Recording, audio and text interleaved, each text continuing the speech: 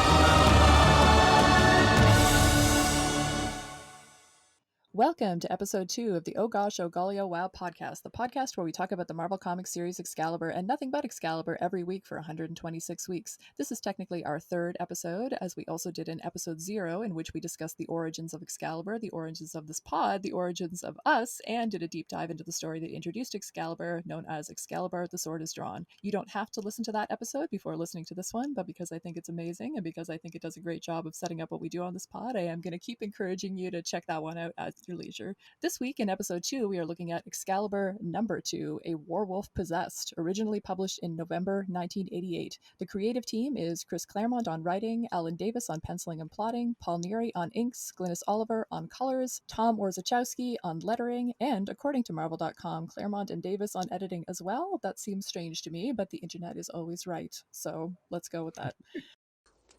Nobody shall have the sword. Nobody shall wield Excalibur but me!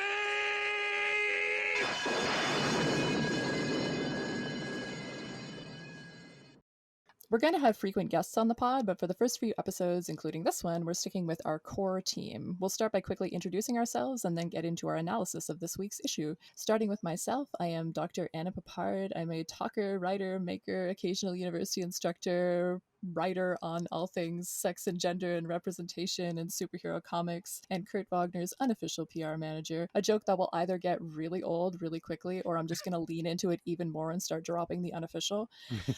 I am joined, as always, by... Hi. Or I totally derailed you. No, that was funny. I don't think you should edit this out. I think you should just go with it. Hi, I'm Christopher Maverick. You can call me Mav. I am a PhD student eternally in cultural studies at Duquesne University. I'm an instructor of literature and communications at Mount Aloysius College. I am a avid podcaster at voxpopcast.com, and I read funny books for a living. That's what I do. So I am here, and I'm excited to talk about this, one of my favorite series ever. Thank you. And Andrew? I'm Andrew DeMann. I'm a lecturer at St. Jerome's University, and I'm the project lead on the Claremont Run, an academic study on the works of Chris Claremont. Thank you so much. I'm hoping that we'll get listeners reading along with the pod, and of course we've been posting lots of images from the comics we're reading to Twitter and our website, but for those of you who may not have read this comic, or maybe haven't read it in decades, we'll kick things off with some brief plot summary. So Excalibur number 2, A Warwolf Possessed, opens the same place that Excalibur 1 did, in a deserted factory complex near the fictional Loch Demon in the Scottish Highlands. There, a mutant boy who we'll later learn is named Colin McKay is playing tag with a robot head we later learn to call Widget. This plot with Colin will take another 40 plus issues to play out, but we'll hear more about Widget pretty soon. Colin is hiding from a villain named Vixen, who is kind of a gang leader who dresses like a punk colonial explorer. I think that's mostly accurate. Just when Vixen and her goons seem to have Colin cornered, Widget opens a dimensional portal, and we get the title of this podcast as Colin's face breaks into a beaming smile, and he declares, "Oh gosh, oh golly, oh wow." That's where it comes from. Then he disappears through the portal, and we won't see him again for literally years. In the meantime, Excalibur is mucking around in the London Underground, trying to find a lead on Shadowcat, aka Kitty Pryde, who was kidnapped by the Warwolves at the end of the last issue. At the Warwolves' underground lair, which is charmingly decorated with movie posters from various wolf-themed movies, a werewolf tries to devour Kitty and steal her skin, but after it eats her, her skin is not there. She seems to have vanished somehow. Phoenix, aka Rachel Summers, feels Kitty being devoured via telepathic link and reacts powerfully, becoming a beacon of fire that cuts a wide hole through the roof of the station. After some cutaways that confirm Fraser's bank employee Nigel Frobisher remains the worst, the bank manager Courtney Ross remains smitten with her old beau Captain Britain, aka Brian Braddock, we return to the subway where Captain Britain is trying to reason with the police about the property damage. As he does so, Nightcrawler, aka Kurt Wagner, thinks he has a lead on Kitty, following a suspicious police officer who is in fact a werewolf. He, too, is captured. Megan becomes part wolf to track Kurt, while back at the werewolf's lair, the wolf that ate Kitty is suffering from indigestion. It morphs into a kind of werewolf-kitty hybrid, and when it's ordered to devour the unconscious Nightcrawler, it rebels, attacking its werewolf compatriots instead. Captain Britain and Megan bust into the lair, and with Kurt's help, make quick work of the werewolves. Rachel shows up in a burst of flame and immediately tries to kill the werewolves, but Kurt, showing his leadership and moral character, rushes into the flames to stop her, observing astutely that murder is wrong. But things aren't over yet. There's still the werewolf-kitty hybrid to deal with. Werewolf Kitty is in the throes of an identity crisis until a pair of human hands start to pry open its silver mouth and out struggles a very angry, very naked Kitty Pryde. Kitty explains the fake science of how she escapes, the team debates what to do with the werewolves, and Kitty declares that she has the perfect plan, which on the final page of the issue turns out to be donating the werewolves to the London Zoo, which doesn't really make a lick of sense, but we'll just go with it for now. It'll play out in a future issue. This issue is slightly less dense than issue number 1, but there's still a lot to discuss, which we will do now. So as we did in episode 1, I thought we could start with some first impressions. If you had any first initial memories of reading this comic, either as a 14, 15-year-old, or in my case, quite a bit later, or if there was anything that particularly surprised you while reading it for the podcast today. I think I was a little shocked sort of rereading. We talked about tonal shifts in the last episode we did, but I was kind of shocked by like just how slapstick the werewolves are in their interactions and how, again, kind of hand wavy the ending of this issue is, sending them to the zoo. I did not love that aspect of this issue. Oh, okay. Shots fired. So I didn't, and again, this is weird because I've reread Sword is Drawn many, many times just because it is, because of my love of Excalibur, I've been like, oh, that's such a delightful story. Maybe I'll go back and read that again. Happens every couple of years, right?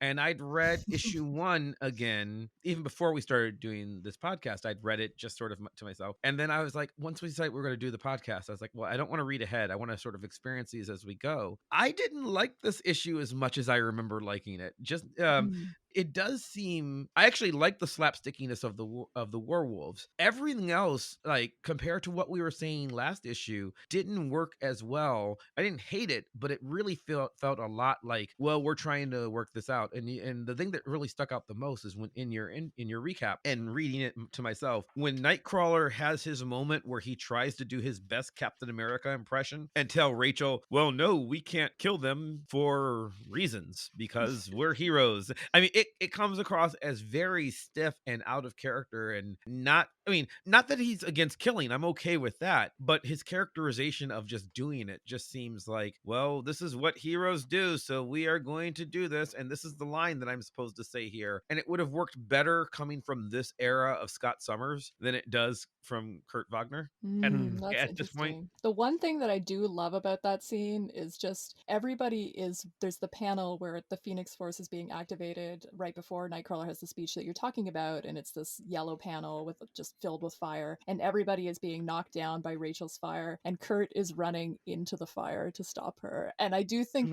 that is particularly emblematic of him, just like regardless of the danger, he sees a friend about to do something that she's going to regret, and he will like risk his own life and run into the fire and stop her from doing that. I think visually that works for me, but yeah, the mechanicalness of his little speech afterwards doesn't really play up to that moment. For me, what really stood out this time around, like again, just having the hindsight of looking at the development of the relationship in the future, I really like the idea of Rachel holding Kitty together and how that sort of deepens that bond between them symbolically. Like we've already got the idea that they have this shared link.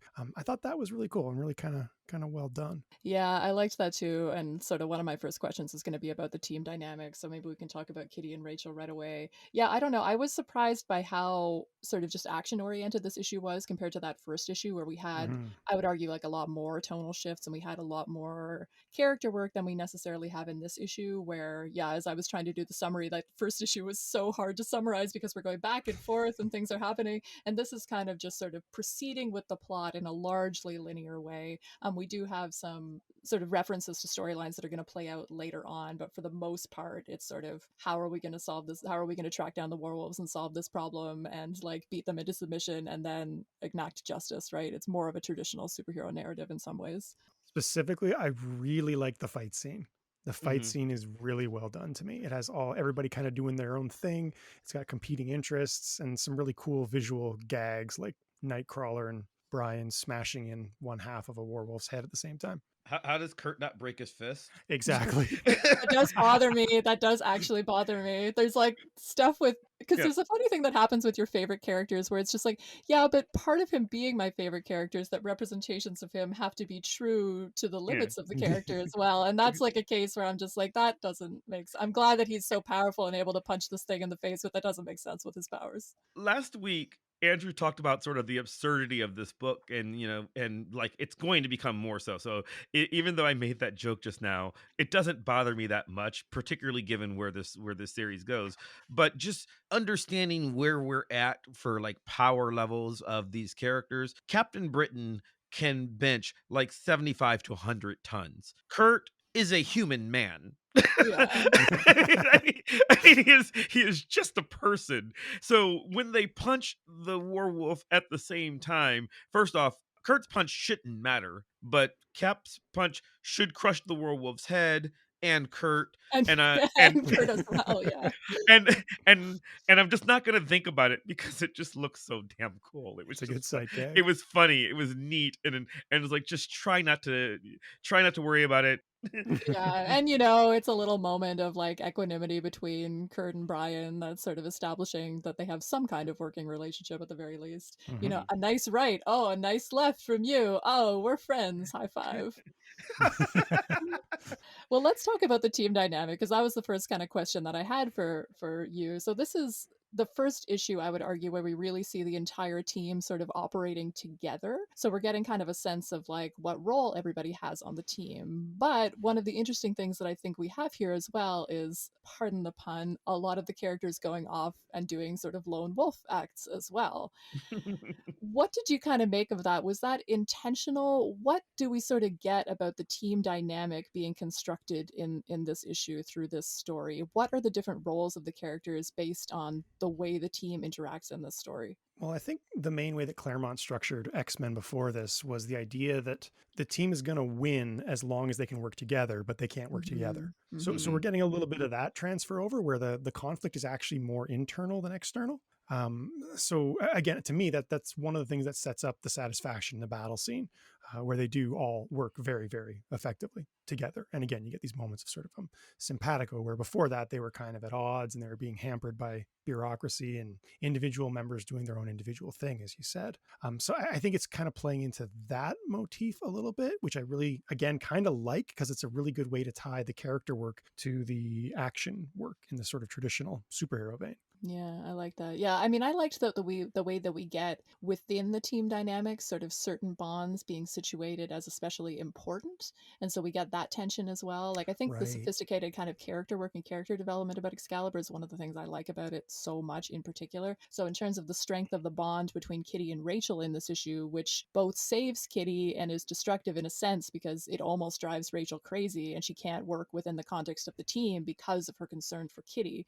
So you have that tension going on. You have obviously like Megan and Captain Britain are kind of a pair. You also have the closeness of the relationship between Kurt and Kitty sort of playing out here in terms of it's because she's asked to devour Kurt that she rebels against the werewolf identity. And then, it's Kurt who puts the jacket over her shoulders at the end and comforts her, right? So I love like seeing those little bonds within the team dynamic, which I think is part of, again, what makes the character development here so good. Yeah, we didn't talk about it last episode, but the scene in issue 1 that maybe kind of helps lead into this of Rachel like throwing up over a toilet with Kitty sort of curled beside her, comforting her.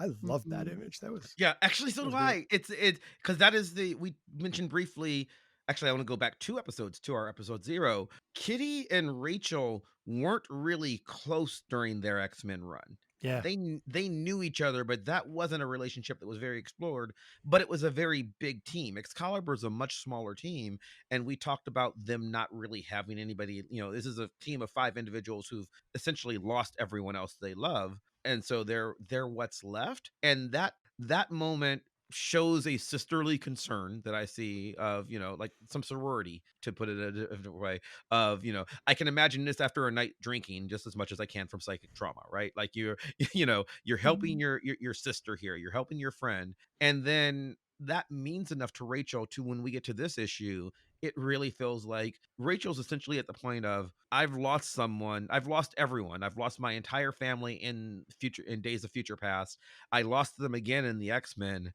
this will not happen again. And she Mm. even says at one point, Mm.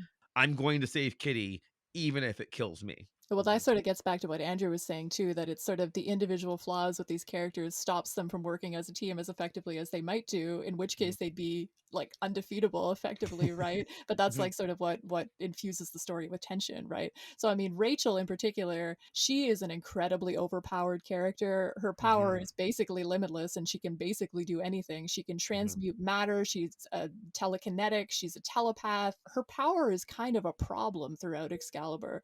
And I Mhm. mean, the way that you express the weakness of that character is often through that emotional instability. Would you agree Mhm. with that? Yeah, I think again the character dynamic there. Rachel is a loner who constantly isolates herself, which is Mm-hmm. good because that takes her away from the battle that she would easily win for the entire Mm-hmm. team. Mhm. Yeah, it's interesting with I like how it's kind of playing out with the Kitty and Rachel relationship here too. We'll see more of sort of Kitty's thoughts about Rachel in some future issues, but at this point in the series, it's very much kind of and if you were a reader, you wouldn't necessarily know this, but certain readers would know this about the history of the characters in the Days of Future Past storyline, right? Where for Rachel, Kitty Pryde was this kind of, mother figure, sort of inspirational mentor type of figure for her in that reality. And so it gets flipped in this kind of timeline where Rachel feels like she is the protective force for Kitty and she is Mhm. intense in that mission. Yeah, and at the Mhm. same time, we should note that, again, for readers of X-Men comics, she does try to do the whole murder thing again. She Mm-hmm. says life for a life. And like X-Men readers know that's a real problem for Rachel. Yeah. And Mm-hmm. Well, resulted in her being kicked yeah. off the team. Rachel literally grew up in a war zone where she Mhm. was defending her race from literal genocide on the daily. So to her, this is just like natural. Like this is what you do when people are hunting you, and the Yeah. werewolves are hunting you. So I guess we kill them now. We got them. So the Nightcrawler speech, as hollow as it rings to me as a reader, just because it seems so formulaic, it would have rang just naturally. It would have rang really as sort of hollow and gratuitous and like naive to Rachel, given her upbringing. Yeah. But it works, right? Yeah. He talks her down, and that's Right. another important character dynamic. She trusts him. They are family. She does trust him and says, "All right, you're right." And I guess that leads to your who's the leader question, which we'll talk about in a little bit too.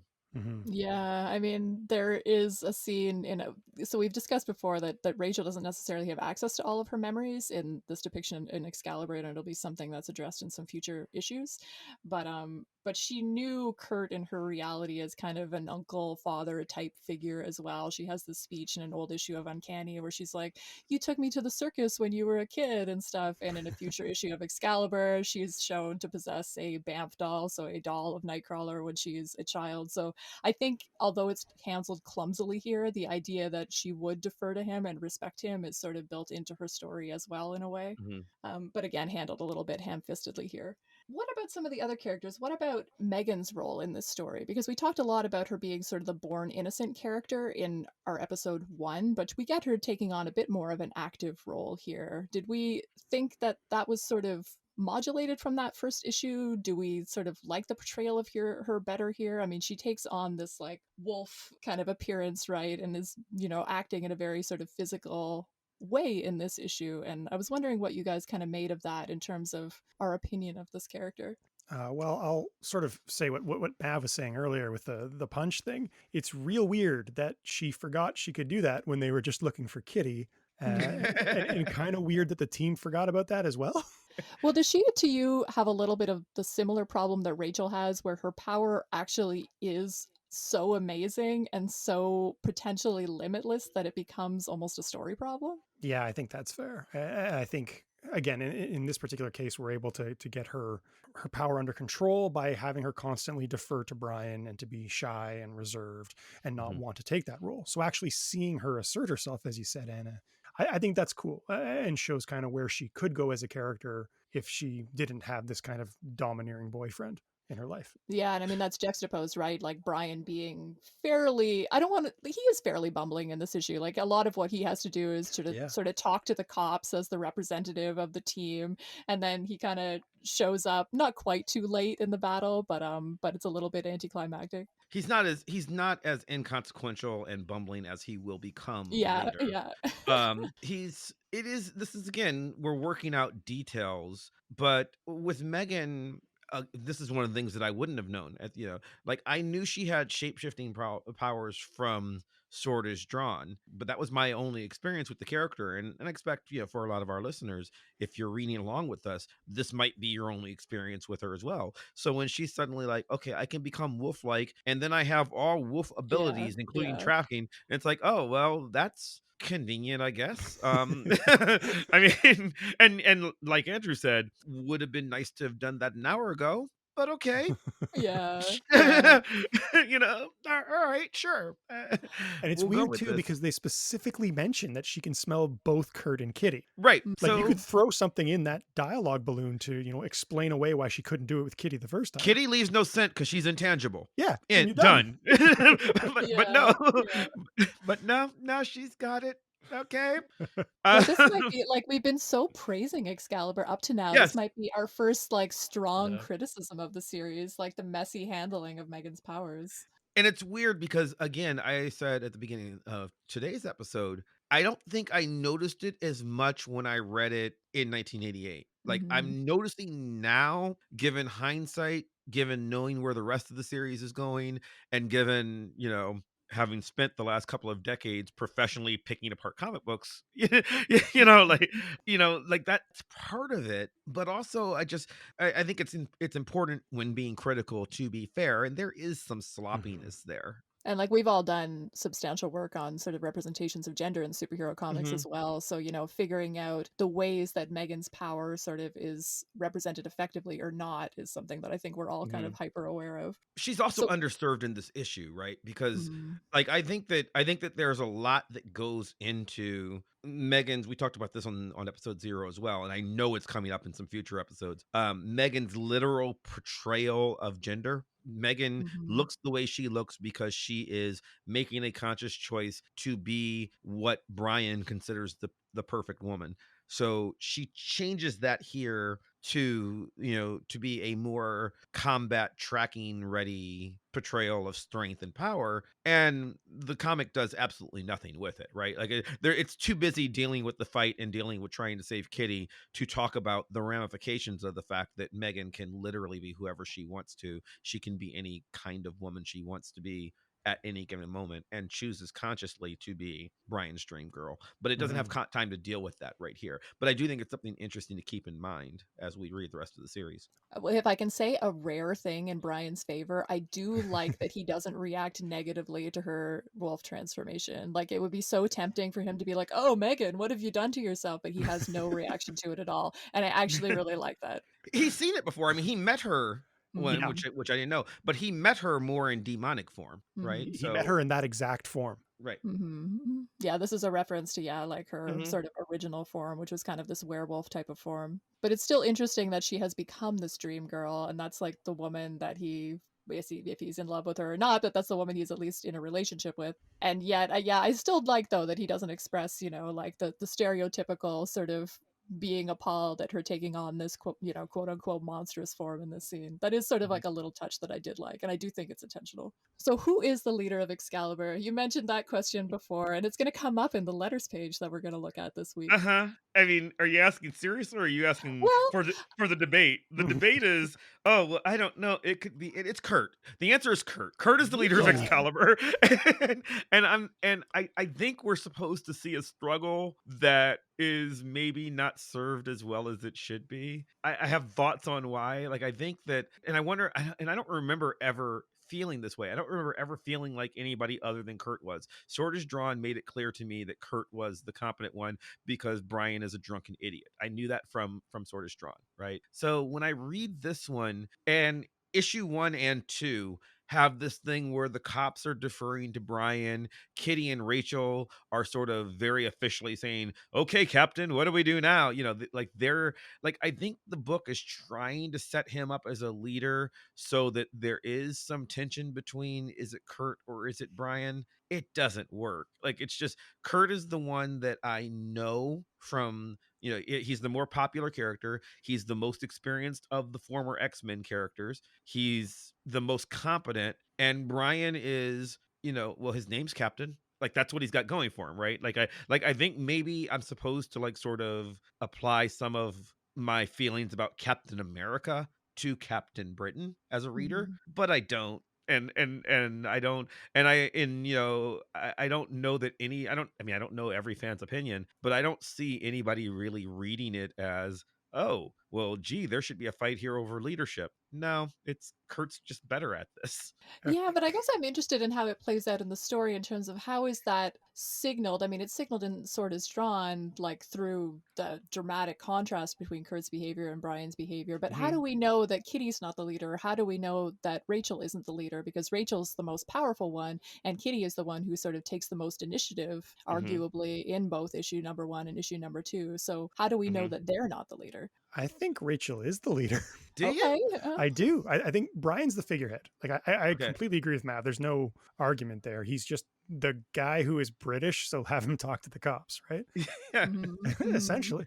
But I mean, Rachel, with her telepathy, she's given the orders. She's telling who to go where at what given point in time. Now she's in consultation with everyone else, such as, Kitty and Kurt. And I think that's a lot of how Kurt distributes his leadership channel, I guess. But for me, I think it's Rachel. I mean, even if we look at the cover of Excalibur 1. She's in the center. Yeah. Yep. So to me, I always read Rachel. Now, the one thing I will point out, though, is that I think the nature of Excalibur makes it a little unclear who is leader, because we're very quickly going to be put into a position where they're not really doing anything strategically. They're just on the run. And it's hard to identify, again, even. And they're largely separate during that point too. They're exactly. all off on an individual. It doesn't matter who the leader is because they're all on 5 separate solo stories during that point. I would argue that Kurt is the leader, but that the unsureness of that sort of extends from the qualities that he brings to his leadership role. Like, he's not the sort of Cyclops type leader that's sort of given orders. He's not the Professor X type leader, especially, that's like really telling people what to do, right? He is somebody that his skill is modulating the personalities of the characters. He's like a leader who's a facilitator, right? If it makes sense for Rachel to take the lead in the story, he is willing to like cede that power to her and be like, you know what, your powers work the best in this situation. I'm going to step back. And like, I sort of think like that's how he comes across as kind of the leader, is like sort of his ability to step forward and back as necessary. Whereas what I would argue about Rachel not being the leader is that she lacks that ability to modulate her behavior. That would be, although I don't deny, like, Andrew, you've had a couple of great Claremont Red threads lately about Rachel's character, and it really did make me think about Excalibur differently in terms of, there were commentators on there saying like, yeah, Excalibur was Rachel's book, and I was like, what? I had never thought about it that way before, but as I've been rereading it, I'm like, oh, of course, like, she is so central. Like, her journey is at the heart of the book, and I just always thought about it as a Nightcrawler book because he's my guy, and like, that's sort of my entry point to the series. But if you're really into Rachel, totally you could read this as Rachel's series. And yeah, I'm glad that you brought it up and that was your reading of it, because I think that that's a valid reading for sure. Yeah, I could do a chess analogy and be that nerd, but like, for me, Kurt is the advisor. He's the bishop. Brian is the king. He's useless, but the figurehead. And Rachel's the queen, man. She's the one with all the power, and therefore the one who's in control. And I was going to go a different way, but I think I'm going to make the same point. I think that, I think it's interesting because the natural inclination with Excalibur is to compare it to X-Men, right? And in X-Men during this era, there's a very definite Storm is the leader. Storm was the leader, and she was the leader because because Cyclops was the leader, and now Storm is. But like, there's a very central we are a paramilitary force, somebody is the commander kind of thing, right? Going on in that era of X-Men comics. That said, it's an anthology ensemble cast, right? There's an ensemble cast going on in X-Men, but for the fan favorite character, certainly at that point becomes Wolverine, right? Wolverine is the interesting person where and I know a lot of fans like to hate on Cyclops. I actually think what's happening with Scott through the Claremont run is actually far more interesting than what's happening with Logan, who is largely a black box of mystery. But Rachel very much is the one who has something super interesting going on from a comic booky perspective, right?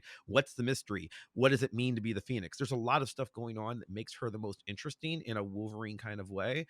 But I wonder if the team of Excalibur, what it really comes down to is, particularly in the very beginning, like less so as the series goes on, but in the very beginning, I don't know that there is a leader, because I don't know that they're a team like X-Men or Avengers. They're more like Fantastic Four, right? Where Fantastic Four is a family, where we call Reed the leader because his name is Mr. Fantastic and he's the most obviously white guy. Like that's really what it came down to. But they're just four people. I mean, is he really in charge of Sue, Johnny, or Ben? Nah, not. I mean, he's the leader by convention, because we think of teams as needing a leader in a way that we don't with duos, right? Like who's the leader of Cloak and Dagger? No, there's no leader. There's Cloak and there's Dagger. Like we don't really think of twosomes as having a leader, and there are fivesome, and I don't know that because Kitty's clearly the smartest by leaps and bounds, and this storyline, she's got the initiative.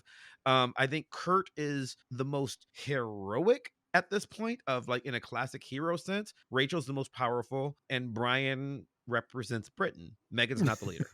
I mean, like, I don't know what else to say about Brian other than, he's got the name. He's, I am Captain Britain. I represent Britain. You can tell because my costume's the flag. But what is he captain of? He's not in the military. He's captain of Britain. What do you mean? The ship of Britain.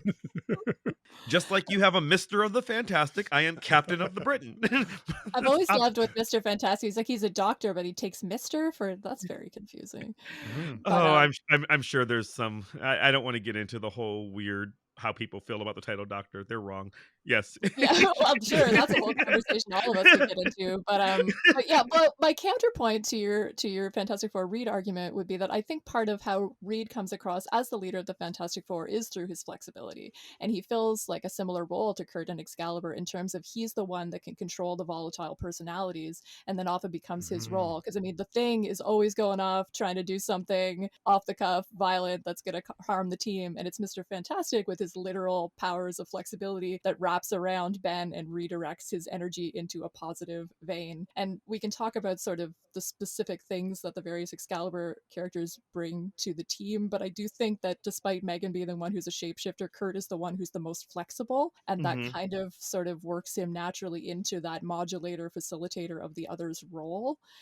And that would again sort of speak to why I think both Reed is kind of the leader of Fantastic Four, but why Kurt is as well. And it's, if we want to get like academic about it, it is sort of a revision in how we think about leadership in kind of like a post-war context, from sort of like the traditional patriarchal shouting orders figure to someone who is leading in kind of more of an interactive team way that is sort of leading through this flexibility and through sort of leading through example. And Andrew, I know you've talked about that sort of evolution with Cyclops' character and sort of the juxtaposition between Professor X as that sort of old school leadership and Cyclops sort of having those conversations with him in Uncanny, that he's like, this is a team of individuals, you can't treat them that way, they need to like bring their individual strengths to the team, right? And to me, my argument for Kurt as leader sort of extends from that's sort of almost a further evolution of that, and that he's like even less of the clear cut leader, but his leadership emerges through that flexibility and through his ability to accept that flexibility. Yeah, I really like that. You should bring in the letter here. Oh yeah, because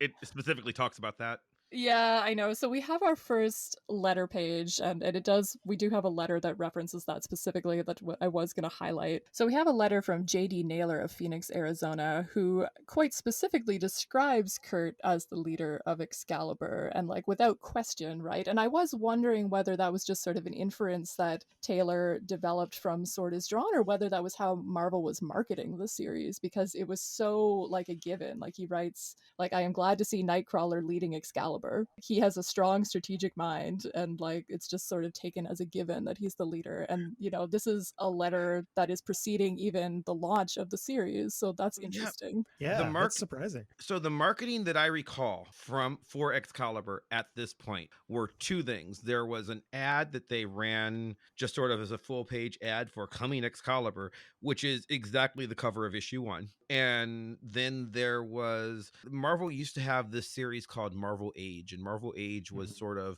there was no internet, so they communicated all of their behind the scenes stuff that they wanted to leak in this comic book sized magazine of stuff going on. And for some reason they decided to do a Marvel Age annual, which was a preview of all the series that were coming out in 1988. So it came out like end of 87, beginning of 88, and it's just this, here's what the New Mutants are doing, here's what the X-Men are doing, and there's one little storyline that appears to be canon, and it's Wolverine or Logan, who's thought dead, walking around Madripoor as Patch. And for Patch. reasons, the New Mutants happen to be there, and Excalibur happens to be there, and neither of them see Wolverine because he's hiding, because he doesn't want to reveal he's alive for the reasons that we talked about on episode 0, which don't make sense. But like in that storyline, they've got 5 panels of really weird nothingness happening, and it doesn't seem any more obvious to me that Kurt is the leader over Brian than it does in any of these series. I read him as such, but again, I think that was because no one knew who Brian was. Right. Like, and no one knew who Brian was, and I think, and certainly no one knew who Megan was, and Kitty was a kid, and I don't think anybody trusted Rachel. Also, they're female, so probably there was a little bit of sexism there. But like Storm had been leading X-Men for quite some time at this point, so certainly the comic book fan knew. In fact, Storm was leading X-Men with no powers, no less. So I think it was really that they saw Kitty as a kid, and no one knew what to make of Rachel. Yeah, I mean, I was thinking, as I was thinking about my own reaction to it, it was like, was I sort of doing that too? Do we assume that Kitty or Rachel aren't the leader based solely on sexism? And I was like, I don't think it is just that for me, but I do think it's a factor. But it's weird too, because like one of Kurt's last character arcs in X-Men was that he's a failed leader. Yeah. But like, I mean, maybe there's like a supposition that this will be sort of a redemption arc for him in terms of that failed leadership. Yeah, and that comes up in later issues too, right? Where he very directly takes on, I forget what they're called, the M Squad or something like that. Oh, the N Squad, because they're named after Nightcrawler. Yes. Oh yes. How did I? Yeah, and that's his moment, right? Anyway, we will get to that in like a while. But let's talk about setting, because we talked about that a little bit in episode 0, but we didn't talk about it too much in the last episode, even though we had a lot of sort of specific settings. So similar to issue number 1, this issue tries to use a lot of specific but sometimes imaginary UK sites and settings, and I'm curious as to why you thought that it was doing that. So the Marvel universe is well known for having real life locations, and it does that for a variety of reasons. It can try to emphasize that connection between the fans and the world by incorporating these real life locations. It can be like a shout out to like different parts of the country, right? I mean, I think about old Avengers issues where it's like, oh, they're at the Detroit Auto Show, like so deliberate but sort of charming depending on your point of view. So I was curious, did you feel that this sort of use of specific locations here was doing the same thing, or is this sort of an exotic Britain that's sort of being sold to American readers? Like, is the representation of the UK here, or Britain specifically, for American readers, or is it for UK readers, and how can we tell based on this issue? I think it's reaching for that authenticity. I don't think it's achieving it. It's very much a simulacrum of London that we're seeing, and everyone talks like Michael Caine, and but less so than they could.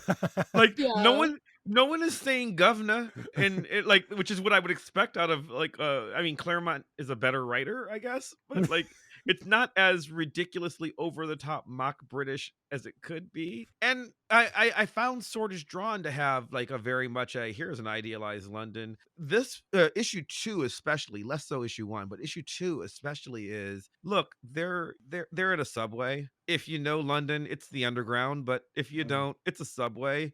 You've got a subway in New York. You know how this works, right? like I don't think there's anything super Britishy about the location for this specific issue for most of it, right? Because they're mostly in a tunnel and there are trains there. Yeah. What about kind of the texture of the world though? Like what about kind of their interactions with the police or sort of Then absolutely. the Yeah. police's sort of but I mean even just sort of like law enforcement and the public's Yeah. attitudes toward mutants, and how is that different in this context versus how we usually see it portrayed in like the X-Men when they're in an American context? Well, I think there's a strangeness in that they kind of seem to have never had mutants before. Mhm. Like they act like this is a new development, but they're totally cool with Captain Britain, who they're Mhm. familiar with. And that's maybe not continuous with Marvel canon at the time period, but It was a problem with how it was a problem with the distinction of how they tried to portray mutants as a racial group in the 80s as well, which I guess Mhm. if you want to argue that racism just doesn't make sense anyway, so sure, because people were always, I mean, people were always, oh my God, the X-Men, they're mutants. Oh, Spider-Man, hey, Yeah, like, yeah, exactly. what are you doing? Like it didn't make any sense either. Oh, heaven forbid Spider-Man's a mutant, because why? Like the rationalization of mutants versus regular people didn't make a lot of sense in that era. I always push back against that argument because I find that I'm very convinced by the argument that the reason that mutants in the X-Men sense are more intimidating is because they're born with their powers and they're this next step in evolution versus being someone like Spider-Man who's like the result of like an accident, right? So you can be assured that the human race isn't all going to become spider people, but you don't know that they're not all going to become Nightcrawler. And I would buy that, except for that nobody knows, right? Like I know But that as a reader, that right? uncertainty is what. Oh well, yeah. So you're saying that the people within the Marvel universe Yeah, don't yeah. The know people that about mutants? if Nightcrawler walks up, shows up on television and says, "Oh yeah, I Yeah, used to be a regular guy, but I got hit by cosmic rays." How yeah, are you going to know you didn't? Like you don't yeah. know, Mhm. like I understand why people might be afraid of Nightcrawler because he's blue and furry, but like there's no reason to be afraid of Kitty Pryde if you don't know that she has no powers. It's like, "Oh, she's a mutant." Like it doesn't make sense that like you're afraid of Kitty Pryde because you assume she's a mutant. You wouldn't know, like, and you wouldn't know that Spider-Man's not if you lived in that world. Someone has to tell you. It's And it's a maybe this is an argument about like why it's like often not good for mutants to join the X-Men because you see how much happier Beast got when he joined the yeah. Avengers versus like when he's like with the X-Men and they're like, well, you're a mutant now, and it's like, oh, you're with the Avengers, you're probably just the result of some accident. You're cool.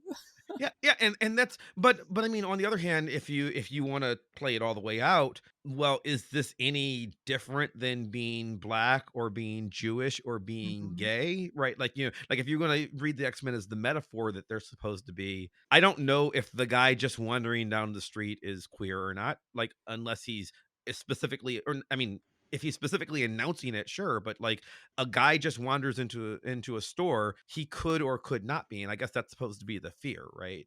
It's Well, a yeah, I mean, that's part of why X-Men resonates so strongly with queerness, I think, is just the fact Mhm. that it's like it's this invisible difference that is threatening because of its invisibility.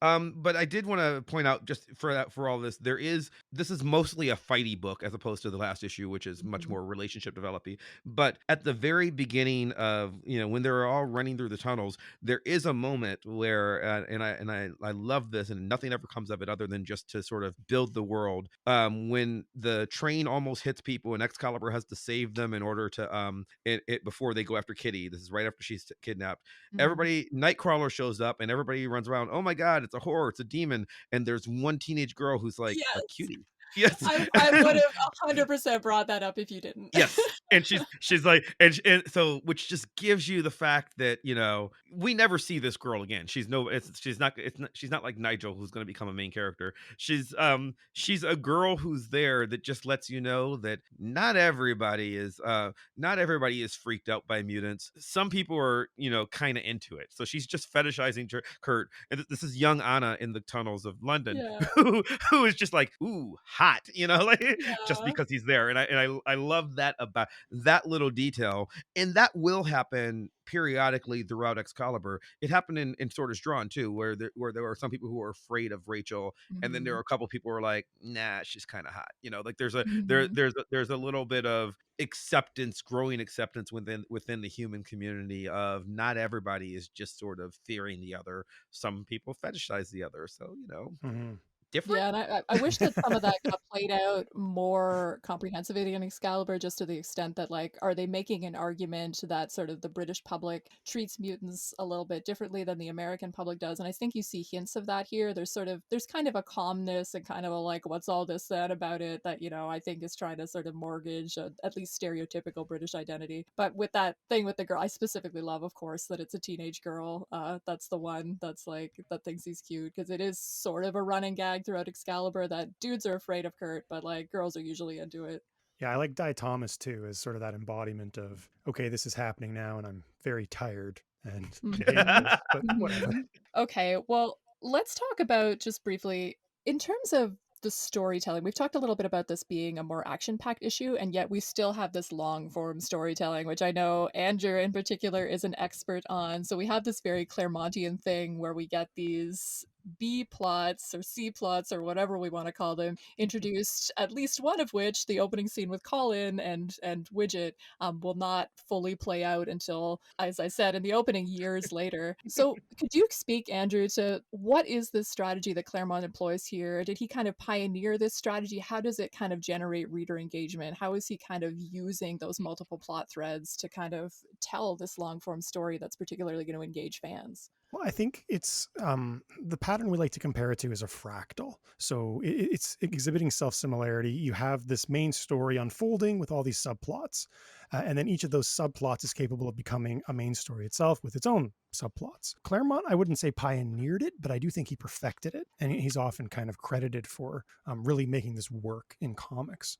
But there are other examples as well. Like for this Excalibur 2 issue, the little intro scenes, I think a lot of like Walt Simonson's Thor, which begins with these surreal sequences that don't connect to the story in that issue in any direct way, but they keep repeating. You see them at the start of the next issue, and the start of the next issue, and the start of the next issue, eventually leading you to a really good story arc. So it creates anticipation, it creates continuity, and it kind of even creates reader loyalty a little bit. Just wanting to see how this story is going to unfold once it finally gets the chance to do so. Yeah, and I think, again, sort of getting back to that idea of Excalibur as a cult series, like particularly a lot of the kind of the deep cuts here, and again, the fact that it takes so long for some of these storylines to pay off. Like, I don't know, because I didn't read it in real time, and so I don't know what the effect would have been in that space. But for me, reading it in retrospect, it's like something like the Colin story paying off like 40 issues later. That makes you feel so cool, because you're like, oh man, I remember that happening, and then it actually paid off. It actually got brought back again, and you're just like mind blown. And that creates a kind of reader loyalty, almost because your engagement in the series paid off and it rewards you. And I think that that's like a very powerful drug. He was gone just long enough to get over being aggravated by it, because he does come across, Colin comes across in this issue, in issue 2, as though, oh, this is an interesting character. He's he's like, oh, I'm a mutant, it's a little kid, oh, where are they going with this? And then okay, spoilers for the listener, he's not, when we say it's 40 issues later, it's 40 issues later. So if you're reading this like one issue at a time, one issue per month, it was years. Like by the time he comes back, he's like, oh yeah, that kid, I forgot about him. Like, because it just, you just assume it's a dropped plot line. And I mean, it kind of is. He doesn't matter. He goes through this magic doorway to somewhere, and then we do not deal with him for a while. So we'll see. I mean, I definitely remember the effect it had on me, though, reading that and seeing it pay off later, because I mean, I would have read it in a obviously much more compressed time frame than either of you did, because I wasn't reading it in real time. So I probably read all of Excalibur in like 2 weeks. So I mean, it was like a lot different, right? Obviously, in every way, being like, wait, they had that planned the whole time, and it's like, oh man, like what a great series. Even though, who knows? I mean, we'll talk about sort of how the story evolves and sort of the Claremont's departure and all of that stuff. But yeah, it's definitely, it speaks as well. I think both of you are sort of bringing up that it speaks to sort of the direct market as well, and that this was a time in which the direct market was king, and so you had that ability to tell those kind of stories, right? You had the sort of ability of readers to rely on the comic book store to not miss an issue, and so you were able to tell sort of different types of stories as well. And sort of Claremont perfecting that technique sort of works with things that were happening in the industry at the time, which I think is really interesting as well. On the other hand, I did want to talk a little bit about some of the inconsistency that happens from that as well. I mentioned earlier, Kurt and Kitty are in London recuperating from injuries. And issue 1 mentions that Kitty is stuck being Mhm. intangible unless she concentrates really hard. And you know that Kurt can barely teleport anymore. It almost kills him every time he does. And then sometimes, because the book needs them to be able to do things, Yeah. that's just not the case, right? Like, like Kurt on last issue, Kurt teleports and then doesn't again. This issue, Kitty forgets that like there's a problem with her intangibility, largely because she's solid because the werewolves undefined, sort of ambiguous powers to make her solid. And then at the end, she's like, "Oh well, I'm intangible again. I guess you win some, you lose some," as she's handing Rachel her costume, so she certainly can be Oh God, solid. I've thought And so much about that, Mav, with Kitty's powers. I'm just like, yeah, okay, if Kurt is putting the jacket on her there's shoulders, is he intangible in that moment with her in order to be able to have the same level of intangibility to be able to put the jacket on her shoulders? I'm so confused. I think she made herself tangible long enough to where I don't know. And the book doesn't, I mean, I don't think this is the absurdity issue of the book that we've been talking about. I think this is the Yeah. book just not caring enough to deal with it because we've only got 2 pages of story left, and we've got to set up plot line with the werewolves. But there's that inconsistency, and also, we should talk a little bit Yeah, I do about want to talk about it. It Naked relates to Kitty, her powers too, because so. right. So first off, it's not clear how Kitty survived this. This is a little Mhm. cuz mutants and intangibility and Rachel, and let's look. We want to do this cool body horror thing of her prying herself out of the werewolf's mouth. So just go with it, and that I'm okay with for the absurdity issue. It's the exact same as Captain Britain and Kurt punching the werewolf at the same time. The story needs them to do it. That's fine. On the other hand, and I know this plays into like Andrew's feelings on like the sexualization of Kitty at this age. Kitty, an hour ago in her time, was feeling very exposed wearing Rachel's skin tight costume. And now she's just in a fight with a space wolf while completely naked and completely unbothered by this. In sort of I mean, does the trauma of being in this situation just beat her inhibitions to where she doesn't have time to think about this right now? Or is it I appreciate the issue, I mean the visual of her clawing her way out of the werewolf's mouth. I get that, and I get why it's done, but it is she's weirdly not apprehensive enough about being naked at that point to where Kurt has to Okay, go I put can the maybe coat on her. attempt an apologetic read on this. So Go for it. her arc in these 2 issues is about A, not feeling comfortable in her own skin, Mhm. and then B, again, kind of having these Mhm. anxieties, and then discorporating, right? Being absorbed into someone else's consciousness and body, or sorry, body more than consciousness. So I think the idea of her coming out of the werewolf at the end, you could read that as an assertion of her own sort of sense of composition, that she's It's been, it's like a violent rebirth. yeah, it's an assertion of her bodily agency in that sense. But again, that's charitable. Mhm. That was, Andrew, how I read Mhm. it mostly as well. I think what I'm trying to get at, though, in terms of this being a particularly sort of dense scene, is that I think it's these multiple things at once. Like, I think it's a powerful assertion of Kitty's agency to rebirth herself by fighting her way out of the Yeah. mouth of this thing that swallowed her. There's a lot going on there, and there's a lot that I actually like about what's going on there in terms of that assertion of agency and birthing herself, right? But at the same time, it's Mhm. I know. Literal birthing. It looks like, yeah. And It is like, not so that's ambiguous. something, and yet it is very sexualized. She is wet and naked, and so it's both things going on at once. And I do have discomfort about that. And Mhm. I don't really have a final word on it other than to say that I think it's a thematically significant scene that is also uncomfortable. And that's a lot of how Kitty Pryde's portrayal, particularly when she's supposed to be a little bit younger in Excalibur, it's sort of Mhm. emblematic of her portrayal in some ways. Mhm.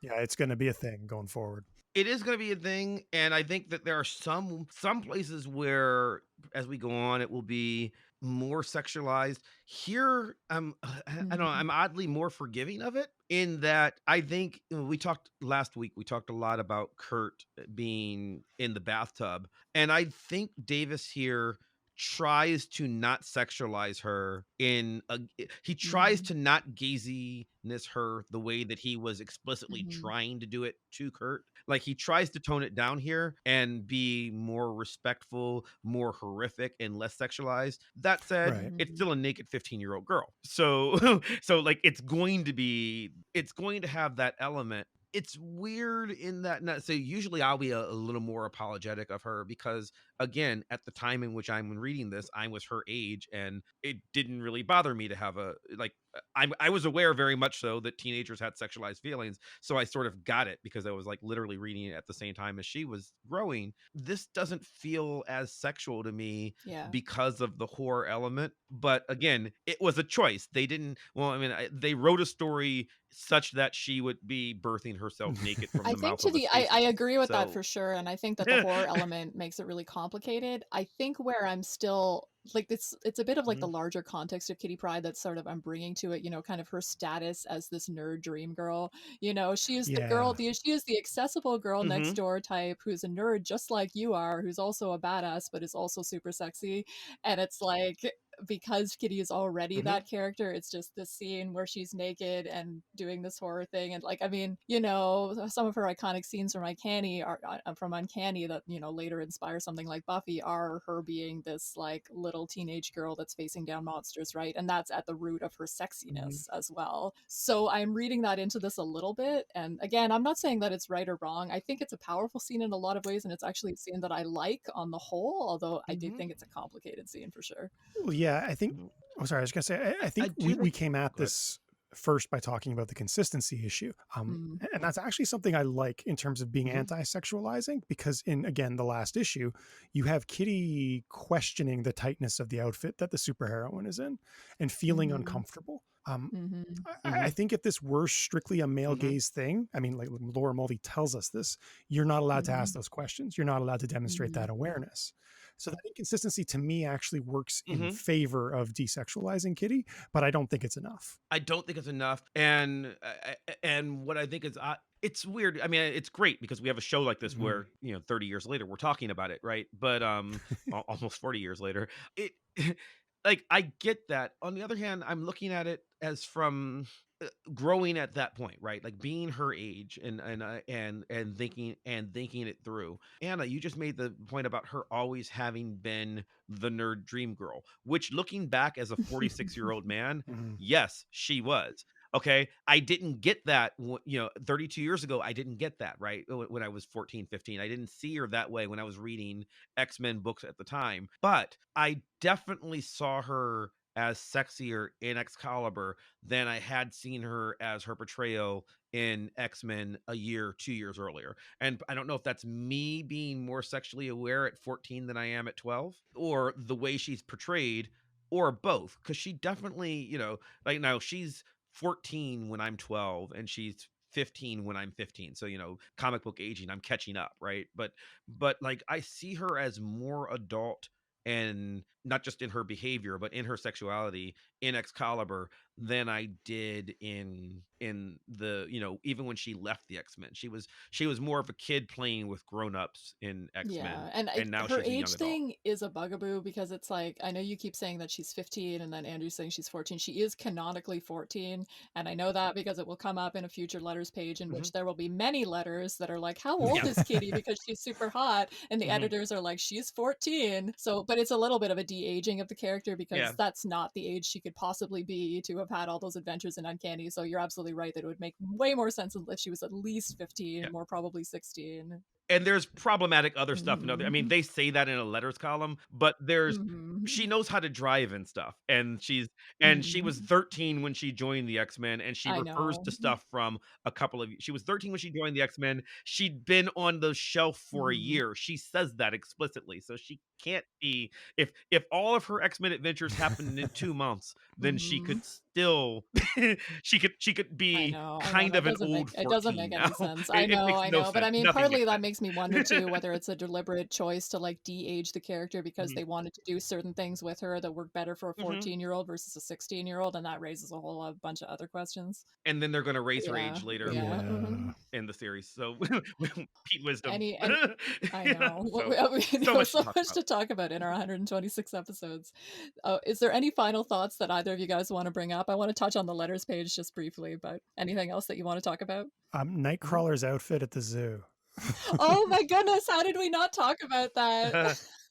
Well, Yeah, sure. the zoo entirely. Before we get into the funniness, because I don't want to end on a dreary note, so I'd rather do the zoo in general before we talk about his outfit. But the zoo bothers me in that their better solution to they're like, oh well, we have to have them deal with regular authorities. We're not judge, jury, and executioner. We can't just kill them. Yeah. So we're Yeah. going to enslave them in a zoo, and everybody just blinks away from this despite the fact that not being a slave in a cage for other people's entertainment is literally Wow. Mhm. Rachel's entire plot line. like how is she just okay with this? This is literally your entire character arc. And then I thought, and I thought, well, because I knew it was coming because I remembered that from the series, so I was paying attention to it when we read it, and my thought was, well, maybe they weren't really thinking about how ironically tone deaf this is. And then I get to the second panel on that page, and it says, if they're sentient, how dare they put them in a Yeah, zoo? So yeah. you knew you were doing this. I mean, like, I think I charitably, again, I'm reading it as like retributive justice for like what was done to Rachel is being done to them, and that's why it's okay. But like, that's like, doesn't really make it okay. Especially when, I mean, because again, it's weird because Hmm. Nightcrawler just gave this speech about we can't just, we are Hmm. heroes. We can't just do that. There are rules. The authorities have to deal with this, but there are no authorities. And then, Okay, we'll put like, the them in the zoo. dialogue between Rachel and What? Kitty, like, Rachel's like, I still think we should have killed them. And Kitty says, too quick, too kind, too easy. It's like, oh, wow. So she was like, I don't want to kill them because I want to enslave them and punish them. It's like, what? And then, like, Nightcrawler just makes a joke about, like, you're enjoying this. And she's like, you bet. It's like, wow, okay. Let's start. But anyway, It's a yeah, his lot. outfit. Yeah, I don't even know if I want to say anything about it other than everyone should see it, and it's this wonderful mix of different aesthetics, none of which suit Kurt. Yeah, I It's don't awesome. know. Like, I mean, it's funny, but like, I mean, Yeah. we'll definitely have it up on our Twitter. But at the same time, in a more serious vein, it speaks to at this point in his kind of superhero career and his character development, he was trying not to use his image inducer. He doesn't use Mhm. it throughout Excalibur, so there's sort of a strange tension about like what he does when he goes out in public, because he usually sort of tries to disguise himself in kind of an invisible man type of way, but the public's also aware of who he is, so how that works is a little bit inconsistent throughout Excalibur. But that's sort of what this is in conversation with, like that he's at least in theory disguising himself rather than using the I inducer. mean, I guess please check this out on the Twitter page or on our thing, or if I've gotten around to it, this episode's on YouTube. I don't know. He is in 2021. I don't know that it plays as poorly because he's just essentially Yeah. That's a good very way to extra.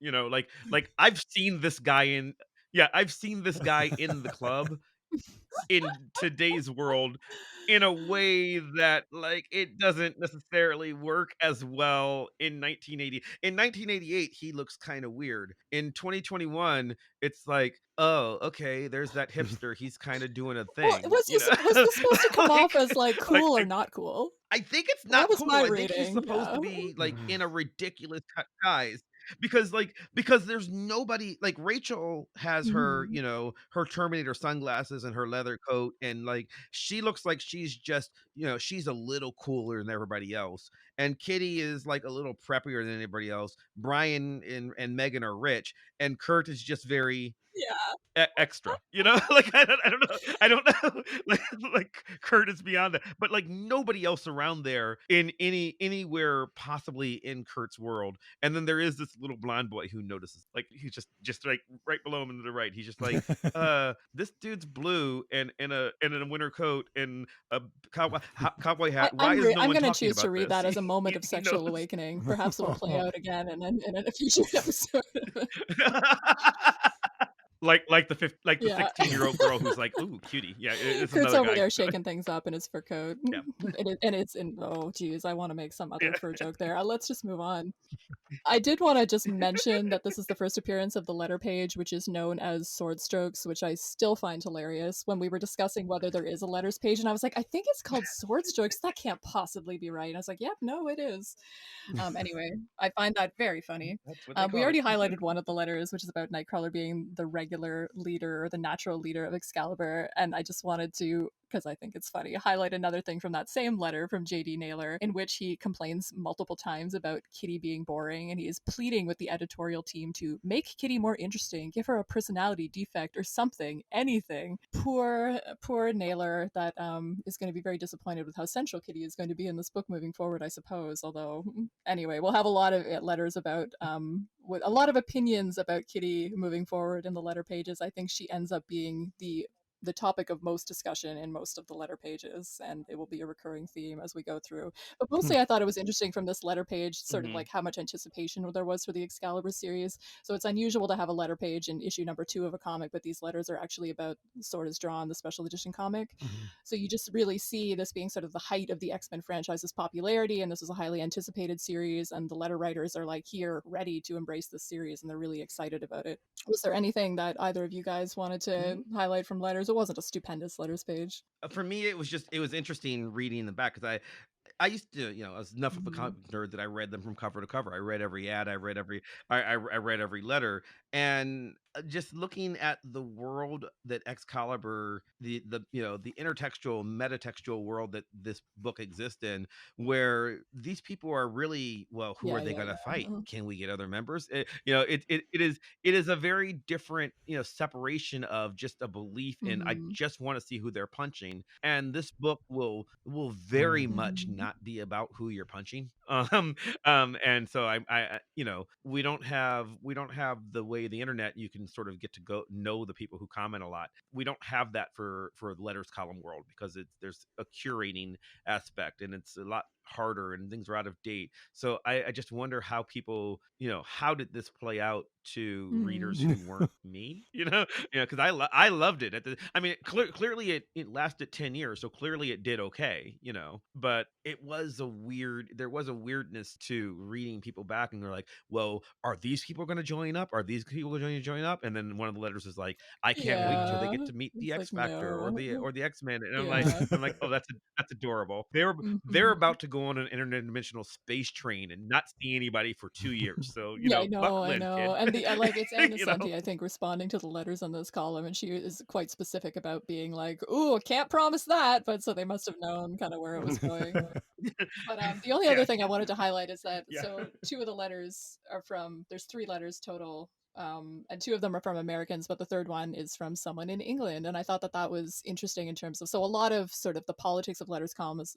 that, obviously these are selected for a purpose, right? To demonstrate something about the identity of the comic book. So the fact that they picked a reader from England, I think is interesting in terms of, was this comic actually trying to appeal to readers in the UK as well? And so I find the choice of that letter to be interesting. I think we will end it there. We have reached our allotted time. Somehow we never seem to run out of things to talk about Excalibur, which is a good thing because we've got 124 more episodes to go.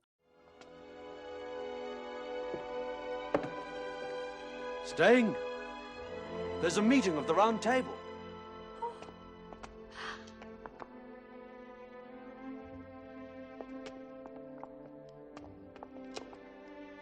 No, I can't.